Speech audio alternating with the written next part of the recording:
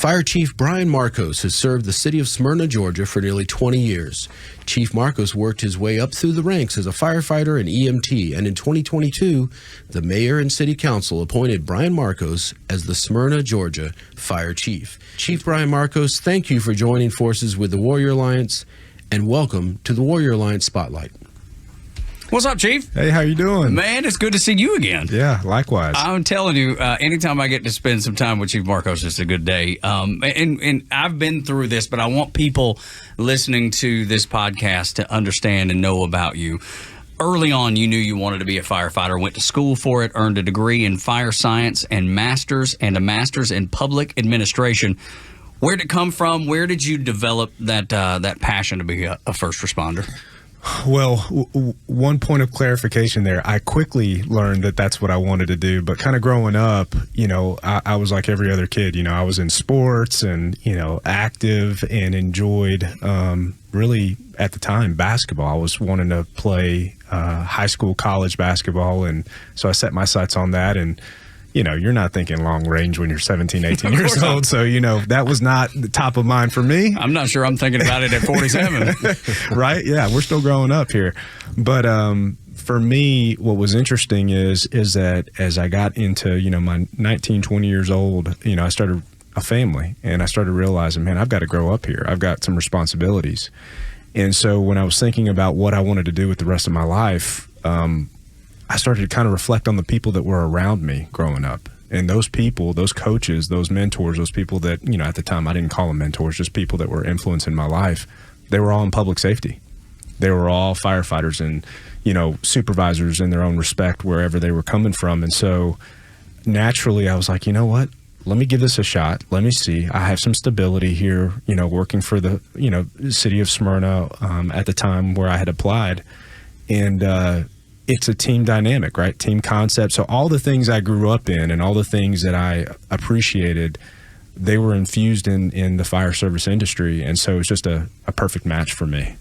You were appointed the Smyrna Fire Chief in 2022 after 16 years of service.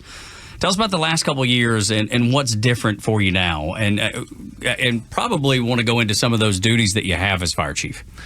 Yeah, I would say the biggest thing is that, you're a leader leading leaders, right? So that's a little bit of a different dynamic. Sure is. I know when I first got into the role, of deputy chief, which is in essence the number two. Think of it as the COO. You're running the day-to-day operations. And so as I was preparing for that role at the time, I was used to the task and tactics of the day, right? I had 2 or 3 guys that I was hands-on. Yeah. You're getting instant gratification. You're getting results. But when you step into a role where you're actually having to look at divisions and groups of people, it requires a different set of skills, different communication, and it was hard for me at first. When I first got in, it was a struggle. Was it intimidating at all? Because it seems like it would be for me. It was intimidating in the sense that for me, I had set such a high expectation for myself. I wanted to do right by the department. I mean, this is a profession that is 24/7, 365. So, there is no off time in a sense, and you want to be there for them. And so striking that balance of getting results, but also maintaining those relationships. This is by far the most unique environment, very similar to the military, where you're not just clocking in and clocking out. You're there for 24, 48 hours, and you are working with people, through all aspects of their life, while you're still providing services that are very different as well. So it is different. It is unique. And for me, it took me some time to get acclimated and get used to that and even make some mistakes along the way. But the chief role is also very unique and very different. As an additional, in addition to your primary job, you have a lot going on, man. You are heavily involved in numerous community initiatives and recently led the 2024 Leadership Cobb program. How does your involvement in these roles augment your position as Smyrna Fire Chief? Well, and I guess that's where I would distinguish between the deputy chief and a fire chief role, at least for me. I look at it like I've got the biggest pom-poms in my hands ever, right? I'm here to make sure that the reputation and the credibility of our department and the trust that we have with the community is as solid as it can be. And it's not enough to go run calls. Unfortunately, it's not enough to go run calls and be in essence perfect. I mean, these guys do not make very many mistakes when they're running 7, 8, 9, 10,000 calls a year. And they're put in some pretty high risk, decision making situations, and they're executing, right, because they're trained well. And so that side of it is not enough to get it done. I have to also get out there in the community and connect with people in a different way. Also, just to open the door for what it is that their tax dollars are doing for them, right? It's one thing to say, hey, yeah, you are getting on fire trucks and you're running calls and you're providing these services. But what they don't know is we're also creating initiatives like the Smyrna Safe Business Initiative, which helps businesses have resiliency in their community, or a future firefighter program that helps young youth, understand what it takes to be professional. I don't even care if you join the fire service. I just want to start teaching you all how to be professional so that when you get the job you want, you can stay there. So beneficial for kids. Right. It is such a benefit, no question. Maybe there's a veteran or anybody else who's listening today, and they might be interested in becoming a firefighter. I wanted to know, what kind of people are you looking for? What are some of the key attributes of folks that go into the profession that makes them successful? And also, what's some of the training like? What could they expect when they first come in? Sure, and that's such a great question, because I think there's a misconception, and we're doing a better job of breaking this down, but it's not, for me anyways, my decision to hire somebody in, and we don't even call it a hiring process. I've gotten so specific on even the words we use, like a selection process. We're selecting you to join this. Wow, not this just community. anybody can do it. Not just anybody. Right. And it's not your technical skills, and it's not your experience, and it's not necessarily the certifications that you bring, your education. Listen, I got into a deputy chief role while I was still working on my associates, so I was very underqualified for the role. Somebody took a chance on me. Somebody bet on me because they saw some things in me that they thought, some potential. And so not every bet is a guarantee. But for me, the things I'm looking for is there character? Does this person have, strong character? Sure. And you can ask questions in an interview process that brings out the quality of the individual. Is this person humble? Is there a sense of humility there? Are they coachable? Right. So these things, if they have these attributes, these qualities within them, we can teach them all the other things. We can get into how to put out a fire, how to do an extrication, how to be a paramedic. Those things can be taught. When you're 18, 19 years old, you're 20 years old, you're coming into a profession, those values tend to be the more difficult thing to separate from. And so I have recognized for us in Smyrna that recruitment and retention and longevity, you have to start with values, and those attributes that I just described to you are key for us. Now, the training, it's intense. Most people will come through the response division first, which does require you to have some physicality, decision-making capability, that you can think through things that are, challenging and high pressure. But the great thing about the fire service industry, very much like the military, is that you work in teams. Right. So where you might have a weak spot, you got somebody right beside you that can help shore you up. And that's what I love about the profession. It's kind of too big of a job not to work as a team, really. You can't do it by yourself. 100%. Right? So a lot of veterans do choose careers as first responders, whether it's a firefighter, EMT, even a 911 operator, law enforcement. Why do you think that is, and what's the correlation between military service and becoming a first responder? Well, it's paramilitary, the fire services, and so there's structure, there's accountability, so there's a lot of routine built in as well, right? And the challenge for me and others that are in these fields is we want to make sure that the mundane is meaningful, right? Because there is a lot of mundane sometimes, the routine.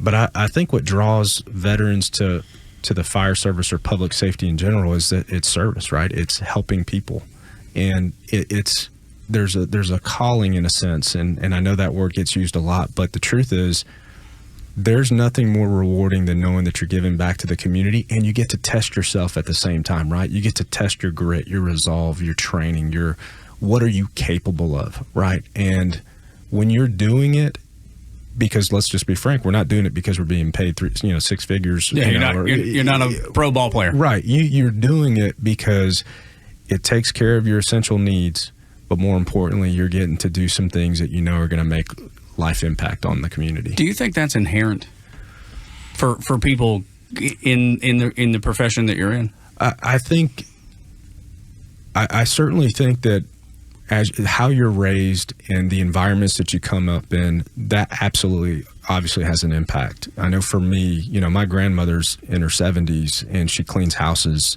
and she's got a 5th grade education and she's my inspiration, right? So when I think about hard work, it's hard for me to complain when I see her the way that she is. Now, by the way, she's on no medication. She's got 3 houses paid off.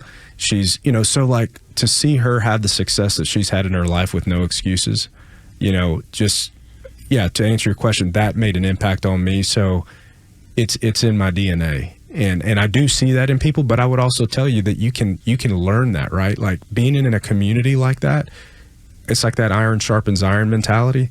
You might not have grown up like that, but if you plug in, you will quickly see some of those key characteristics kind of infuse itself into your day to day. And you're like, man, what, I like that. Waking up. I like that.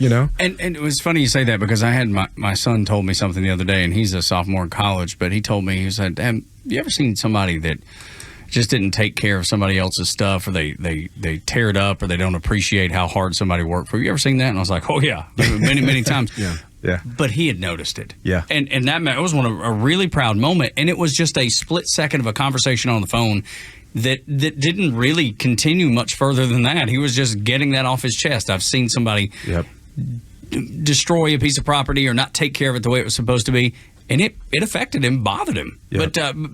So I think what you're saying is 100% true because I see it in my own son. Yep. Absolutely. And speaking of, let me just cut that part out, Doug, okay? Let's turn to the Warrior Alliance now. You recently joined the Warrior Alliance Board of Directors, and we want to thank you for that. Congratulations, by the way. Yeah, thank you for that. We really appreciate you doing that for everybody, for our community, for veterans, and for first responders. And speaking of that, how do you think that the Warrior Alliance can help first responders and their families like they do for veterans? Well, obviously, there are just so many overlaps in terms of the behavioral health, mental health, the transitions. I mean, a lot of the issues or concerns, obstacles, however we want to describe it, that our military folks are dealing with, the transitions that they're dealing with. There's a lot of similarities there with our firefighters and our public safety. If you think about it, where did this statistic come from? But it was basically saying that the new workforce coming in has 2 behavioral health diagnoses before they ever enter in the workforce. Mm-hmm. I mean, that is an unbelievable challenge for supervisors. So there are already things that the supervisors and the folks that are dealing with as far as the hiring process and those types of things. So us getting ahead of this and having these resources like the Warrior Alliance provides, it is beneficial for first responders and the military. I mean, it's in one way, it's the same family. I mean, if you think about it. It really is. Yeah. And how did you become involved with the Warrior Alliance? How did you join the board of directors? Well, it was funny. So Scott and I had an opportunity to meet one time. We reached out, had some breakfast, and over the conversation, there was just so much. I mean, obviously, I've got a lot of veterans in the department that I work for with the city of Smyrna. And so for me, there's just an instant heart for it. And so I wanted to figure out how I could get connected, get plugged in. And the first step in doing that was introducing some of our first responders to the gala that the Warrior Alliance hosts every year to recognize the community of veterans that are in Cobb County and across the state. And so they had a category for first responders. And I just told them, I said, man, I'd love to take that on as an effort on our end to bring more awareness so we can recognize these folks and also get them plugged into the resources you all have here so close in our community. And so just through that relationship over the years, Scott was willing to invite me to be a part of the board, and it was such an honor. It's a great group of people, for sure. That's really interesting because I find that gala or gala that Scott and the Warrior Alliance puts on, I guess it's the Veteran Impact Awards, and it's every year here at the Battery. And at first, some folks were like, "What? There's an awards show for veterans and the community or whatever." But first of all, they really if anybody deserves a trophy, it's guys like that and people like that.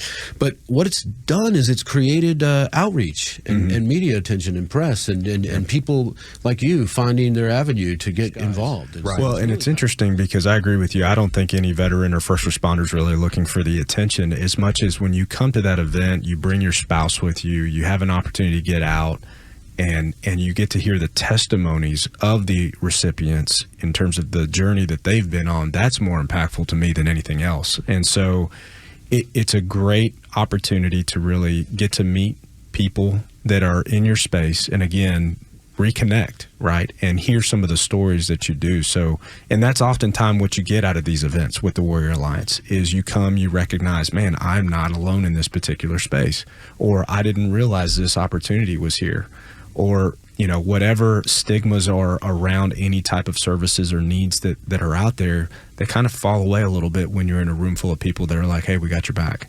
You're listening to the Warrior Alliance Spotlight with a great man that I've had the chance to spend some time with, and I'm glad that he's on the show today, Fire Chief Brian Marcos of Smyrna, Georgia. And you probably know this better than most first responders dealing with just constant stress, high risk line of work that they're in. How big is the issue of mental health, and is it out there? Is that something that people are becoming more comfortable with talking about? And the need, I know, has to be high. It is high, and there's such a balance, in my opinion. You have to strike a balance between going too far one way or too far the other, right? Because, you know, one of the things that we talk about in the city of Smyrna Fire Department is that we want to be tough. We want to be resilient. We want to have a mentality that recognizes that this is not easy, right? This is not easy, and there's not a lot of ways to make it easy. But what we can do is we can put some things in place that allow you to navigate it successfully.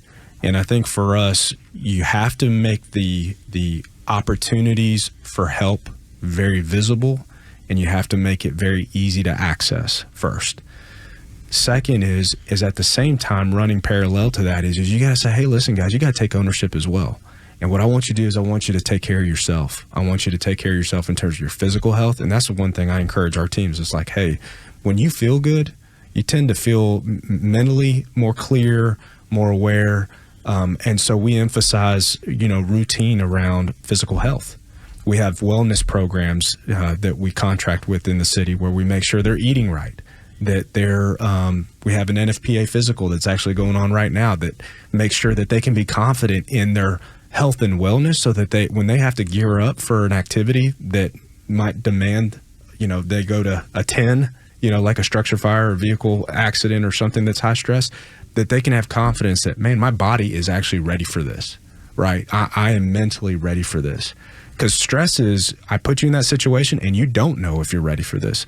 Maybe you think, oh man, I might have a heart attack, or I'm scared to death. Right, I'm scared to death. So we want to position our employees to be in a place where they can be as confident as they can be, not just from a skill set standpoint, but a body, mind, and health standpoint. It sounds to me like you're saying you can't take care of someone else if you ain't taking care of yourself. 100%. That's what it sounds like to me.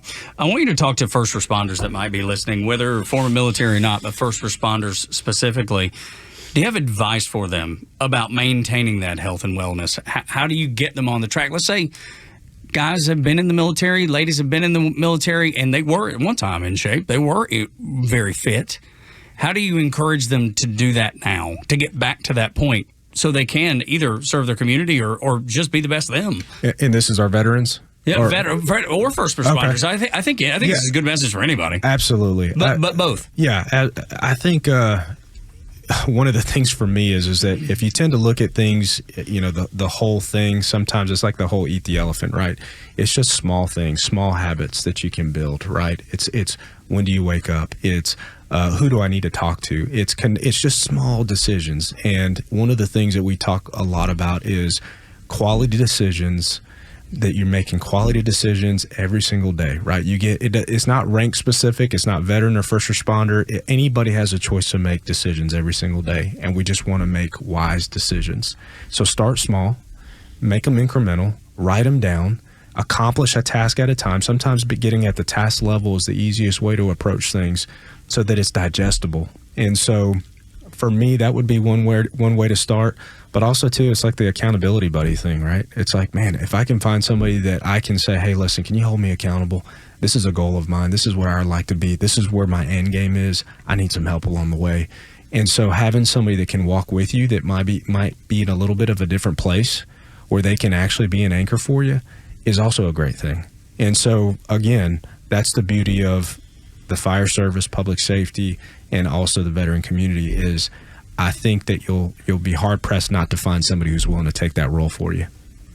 So getting down to the very basics of your profession, let's try to make your job a little easier out there. A lot of veterans and their families listen to this show. What advice would you give them? Maybe a few things that they could do around the house that would prevent fire.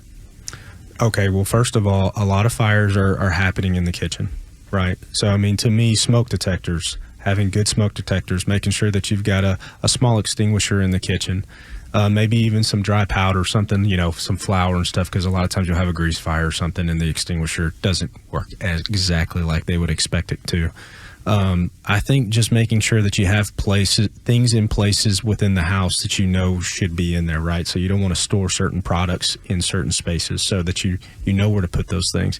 And then really, I would say for us, one of the things that we like to talk about is have a plan, right? Like, let's just say it's inevitable and it's going to happen. Talk to your kids. Where are we going to meet at? If something happens, are we meeting out at the tree, at the front yard, to the left? Are we meeting at the mailbox? Do you want me to go to the neighbor's house? Like, what's the plan? And so practicing that, and that's the thing, it can be a fun thing with your kids. You can say, hey, listen, like, let's map out a plan. Like, let's talk about a plan. What are we going to do? Make it sound fun. Make it sound big, like Dora the Explorer. Right. Yeah, I loved fire drills when I was in school. You got to go outside, right? Yeah. Exactly right. And that's half the battle. It's if everybody's on the same page. I've even gotten as silly with my son. We've got a 2-story house with a wraparound porch on it, and I tell my kids, I'm like, okay, so if it's fire's down here and you can't come down the stairs, I want you to put up the window, and you see this bush right here, it's only 4 feet, I want you to just belly flop onto that thing right there, okay? Mm-hmm. Well, they got the fire chief. They got the fire chief for a dad, don't they? That's exactly right. So and of course I'm like, only if it's an emergency. Do not do this every other day. Right. You ruin the shrubs. Your mama gonna kill me. Yeah, I can take a broken arm when there's a fire, not just because you want to have a good time. But yeah, I think having a plan, and also visit your local fire stations, because honestly, there's so much material, so much information, and a lot of departments have programs in place for home safety already established. And so the resources are there, and plus, it's a great time connecting. Also, a lot of veterans maybe can't fully commit to a new career, but talk about volunteer firefighters. Yeah, so crazy is the volunteer community. You don't see it obviously as much in the metro Atlanta area, but the volunteer service is by far the largest fire service profession we have in terms of the fire service, and it's slowly going down in terms of people just volunteering their time. Why do you think that is? I think it's a couple things. I think that service is changing in people's mindsets, the younger generation, and what's all available and where people can do things from. It used to be, it still is very honorable, but the volunteer service, it's not catching its appeal like it once did. And when you think about retirement, like a lot of people say, hey, if I volunteer, I get the pension, I get this for these many hours of volunteer service, and I like helping my community. Well, if you think about it, I mean, retirement to an 18-year-old, when you say, hey, retirement, or 19, they're like, what are you talking about? I'm good. Yeah. So I think that's becoming a little more difficult. But to your question, there are so many volunteer opportunities, and I would definitely reach out, like I said, to your local communities, because there are all kinds of stuff through even emergency management, where if there's a natural disaster, an active shooter event, things that are going to have long duration events, we'll tap into that volunteer group to come in and assist us, with those types of events. And go ahead. And you got SmyrnaCityFire.com if you're out there and you're interested and you're in the Atlanta area, SmyrnaCityFire.com, or at SmyrnaFireGA on socials. Is there anything we left out that we should have hit today? I don't think so. You guys covered it all, and it's been a pleasure joining you guys on this topic, for sure. Talking to a great man, guy I've been able to spend some time with, Fire Chief Brian Marcos, Smyrna, Georgia, here on the Warrior Alliance Spotlight. Chief, thank you so much for your time, and have a great day. Yep. Thank you, sir. Thank you for joining the Warrior Alliance. Thank you.